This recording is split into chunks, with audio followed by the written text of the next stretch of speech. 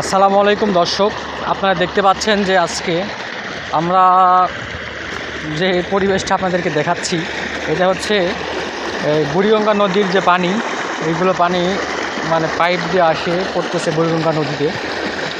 দেখতে পাচ্ছেন এইটা হচ্ছে মানে পানির যে একটা অবস্থা, পানিতে কেমিক্যাল এইগুলো মিশে পানির খুব একটা খারাপ অবস্থা। দেখতে পাচ্ছেন পানির রং কালো হয়ে গেছে, আর এই পানিতে কোনো মাছ নাই।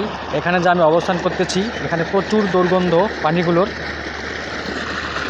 দেখতে খুব একটা মানে খারাপ একটা পরিবেশ। তো সব কিছু মিলে আমাদের যে বাংলাদেশের যে নদীগুলো রয়েছে এইগুলো নদী সব কিছু ধ্বংসের পথে। তো পরিবেশটা অনেক খারাপ হয়ে গেছে, পানির একদম কালো। আর এইগুলোতে কিন্তু যে দেশীয় মাছগুলো, এই মাছগুলো এখানে এই নদীগুলোতে নাই, দেখতে পাচ্ছেন।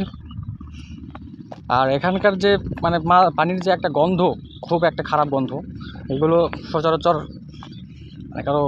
কেউ নিঃশ্বাস নিলে তার মানে অসুস্থ হয়ে যাবে, এরকম একটা অবস্থা। আমার তো দম বন্ধ হয়ে আসতেছে।